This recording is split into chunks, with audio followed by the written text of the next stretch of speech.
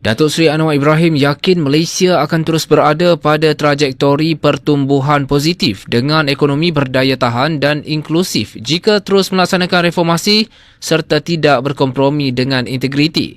Perdana Menteri berkata, negara kini berada pada landasan ekonomi yang lebih kukuh dengan keyakinan pelabur semakin pulih, mencerminkan pengurusan fiskal yang berdisiplin dan pembaharuan kesungguhan dalam tadbir urus. Beliau yang juga Menteri Kewangan berkata, semua kemajuan dikecapi tidak berlaku secara kebetulan. Sebaliknya, hasil usaha kerajaan madani memulihkan kepercayaan terhadap kewangan awam, mengembalikan kredibiliti institusi dan menegakkan integriti dalam melaksanakan kuasa.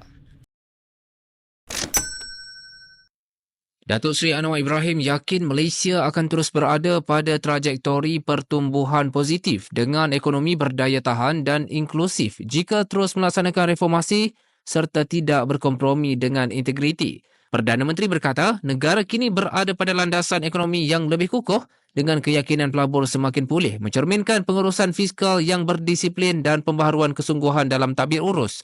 Beliau yang juga Menteri Kewangan berkata, semua kemajuan dikecapi tidak berlaku secara kebetulan. Sebaliknya, hasil usaha kerajaan madani memulihkan kepercayaan terhadap kewangan awam, mengembalikan kredibiliti institusi dan menegakkan integriti dalam melaksanakan kuasa. Datuk Seri Anwar Ibrahim yakin Malaysia akan terus berada pada trajektori pertumbuhan positif dengan ekonomi berdaya tahan dan inklusif jika terus melaksanakan reformasi serta tidak berkompromi dengan integriti. Perdana Menteri berkata, negara kini berada pada landasan ekonomi yang lebih kukuh dengan keyakinan pelabur semakin pulih, mencerminkan pengurusan fiskal yang berdisiplin dan pembaharuan kesungguhan dalam tadbir urus. Beliau yang juga Menteri Kewangan berkata, semua kemajuan dikecapi tidak berlaku secara kebetulan. Sebaliknya, hasil usaha kerajaan madani memulihkan kepercayaan terhadap kewangan awam, mengembalikan kredibiliti institusi dan menegakkan integriti dalam melaksanakan kuasa.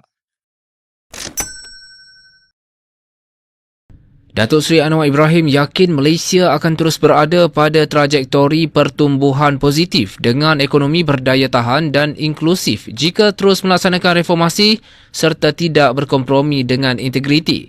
Perdana Menteri berkata, negara kini berada pada landasan ekonomi yang lebih kukuh dengan keyakinan pelabur semakin pulih, mencerminkan pengurusan fiskal yang berdisiplin dan pembaharuan kesungguhan dalam tadbir urus.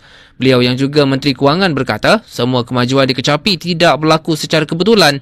Sebaliknya, hasil usaha kerajaan madani memulihkan kepercayaan terhadap kewangan awam, mengembalikan kredibiliti institusi dan menegakkan integriti dalam melaksanakan kuasa. 想要马来文变得666，说的6，听的6，写的也6，那就记得关注小明老师。